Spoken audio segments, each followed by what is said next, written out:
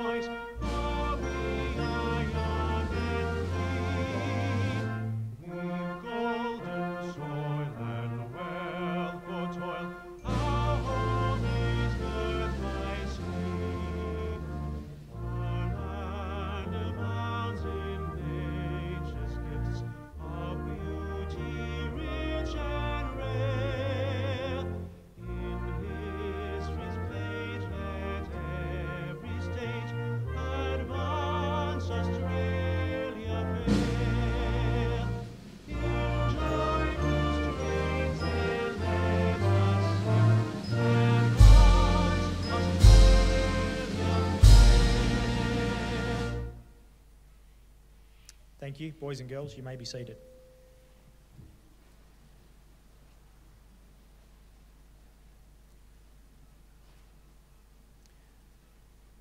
The Australian War Memorial was the vision of Charles Bean, Australia's First World War official historian.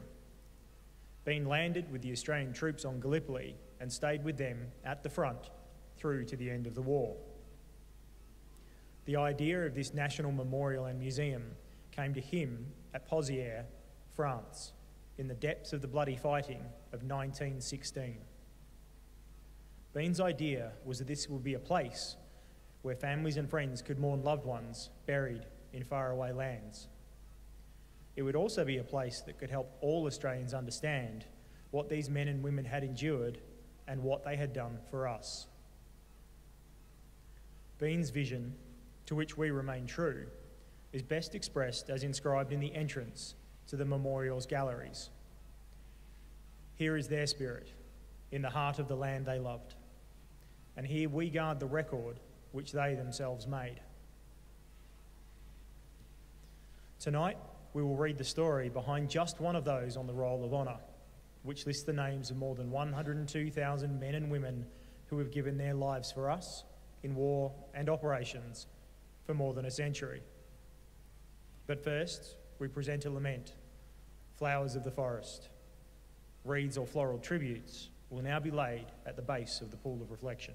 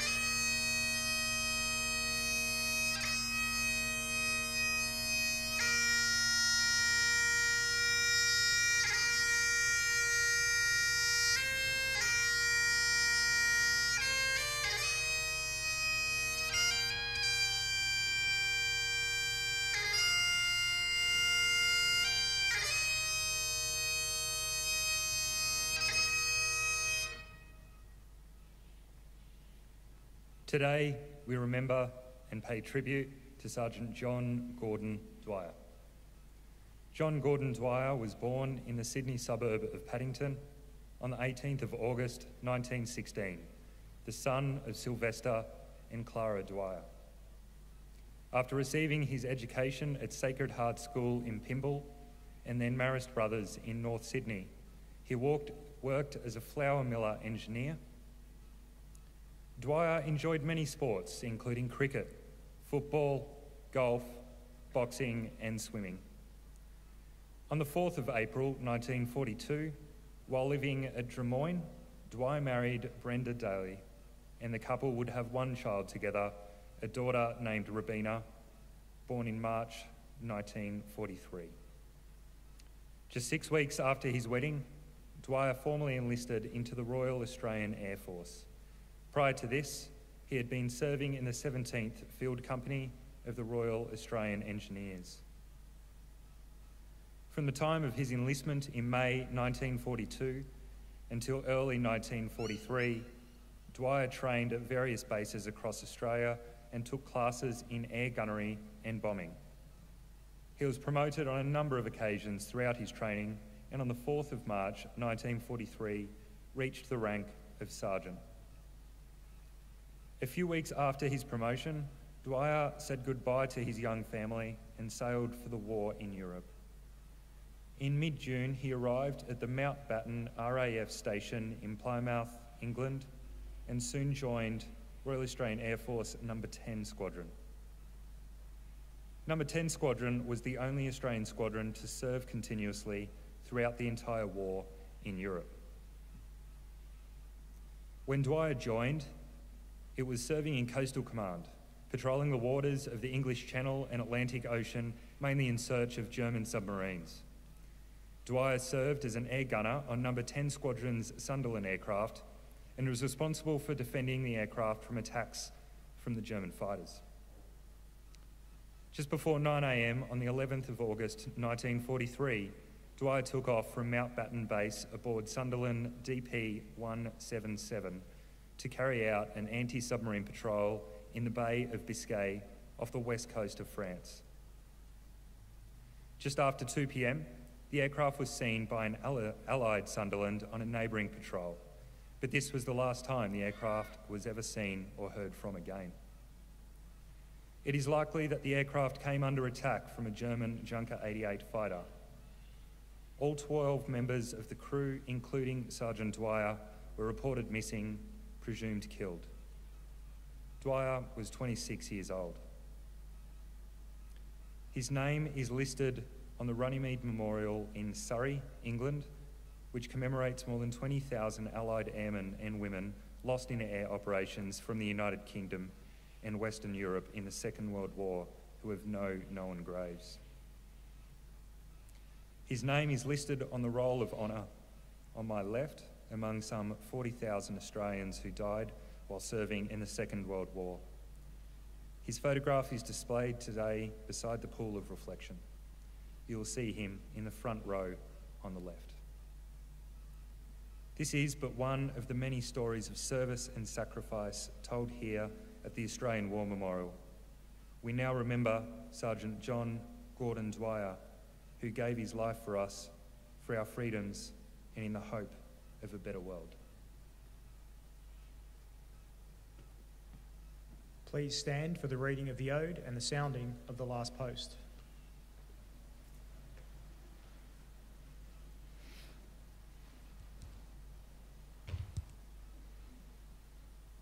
They shall grow not old, as we that are left grow old. Age shall not weary them, nor the years condemn. At the going down of the sun, and in the morning, we will remember them. We will remember them.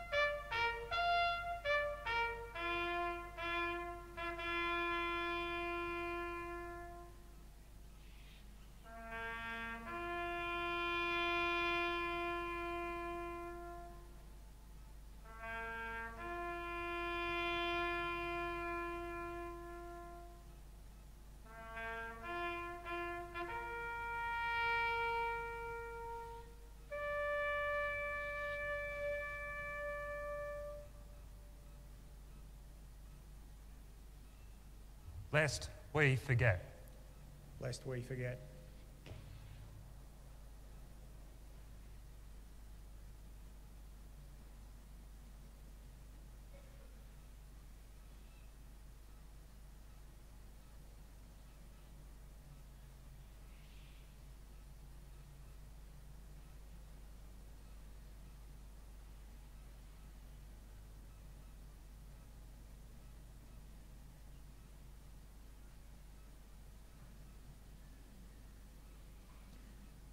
We leave you this evening with the words of the memorial's founder, Charles Bean.